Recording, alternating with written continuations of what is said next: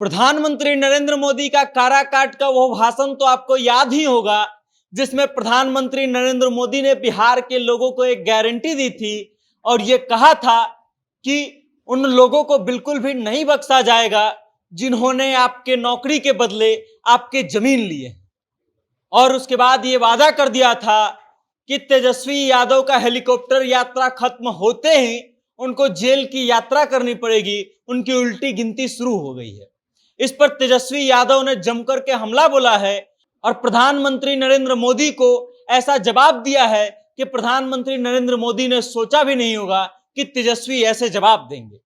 वो तेजस्वी यादव जो पिछले कुछ समय से इस बात के लिए तारीफ बिटोर रहे हैं कि वो अच्छा बोलना सीख गए हैं और अब जो है वो बोलते समय शब्दों के सीमा का ध्यान रखते हैं और किसी के बारे में असभ्य बात या बुरी बात नहीं बोलते हैं। वो तेजस्वी यादव जब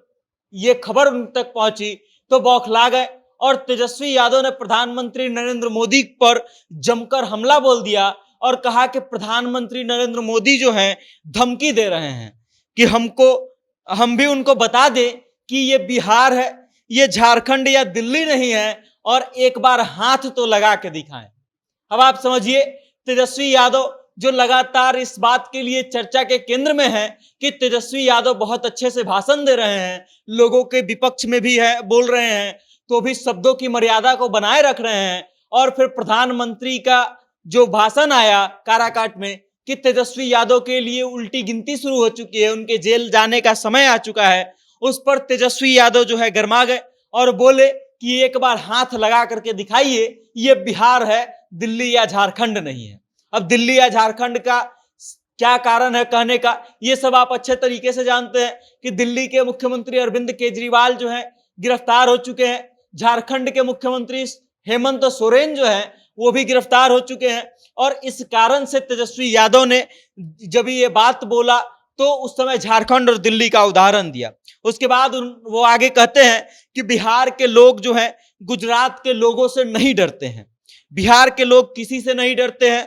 और हमारे भगवान कृष्ण का जन्म तो जेल में हुआ था। उसके बाद तेजस्वी प्रसाद यादव प्रधानमंत्री नरेंद्र मोदी पर हमला करते हैं और कहते हैं कि 75 साल का एक बुजुर्ग जो है 34 साल के एक युवा को धमकी दे रहा है कि अगर तुम चुनाव हराओगे तो हम तुमको जेल में डाल देंगे, कि हम डरने वाले नहीं हैं, इस बात का फैसला जनता करेगी। अब तेजस्वी यादव ने जब से ये कहा है तब से बिहार के सियासत जो है उसका पारा गर्म हो चुका है, उसका पारा हाई हो चुका है और उसके बाद तरह तरह की चर्चाएं हो रही हैं। लेकिन तेजस्वी यादव अभी हाल ही में एक लल्लन टॉप को इंटरव्यू दिए थे और उस इंटरव्यू में वो इस बात पर बोले कि ऐसे केसेस जो है कई बार बंद हो चुकी है और जब जब चुनाव होता है भारतीय जनता पार्टी अपने को फायदा पहुंचाने के लिए हर बार इन केसेस को खुलवाती है।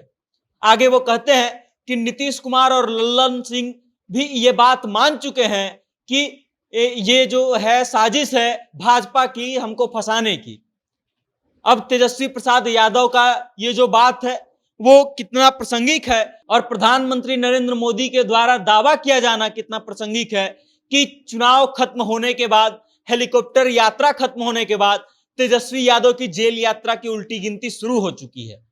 बाकी आप देखिए कि बिहार में जब जब राजनीति आती है तेजस्वी प्रसाद यादव को और लालू प्रसाद यादव को हरदम भारतीय जनता पार्टी के द्वारा टारगेट पर लिया जाता है। लालू प्रसाद यादव के पुराने केसेस का जिक्र किया जाता है और तेजस्वी यादव के ऊपर लगे केसेस का भी जिक्र किया जाता है। भारतीय जनता पार्टी हरदम इस बात को भुनाने से नहीं चूकती है कि तेजस्वी प्रसाद यादव पर लैंड फॉर जॉब मामले में केस चल रहा है और कैसे लालू प्रसाद यादव के समय में कानून व्यवस्था जो है एकदम गर्त में चली गई थी। बाकी आप इस चीज को लेकर के क्या सोचते हैं, भाजपा के इस पैंतरे को लेकर के क्या सोचते हैं और प्रधानमंत्री नरेंद्र मोदी के बयान के बाद तेजस्वी यादव के इस बयान को लेकर के आप क्या सोचते हैं, आपकी क्या राय है, कमेंट के माध्यम से अपना विचार हम तक जरूर भेजिएगा और देखते रहिएगा जनता जंक्शन। मेरा नाम वेद प्रकाश है, कैमरे के पीछे है विशाल। बहुत बहुत धन्यवाद।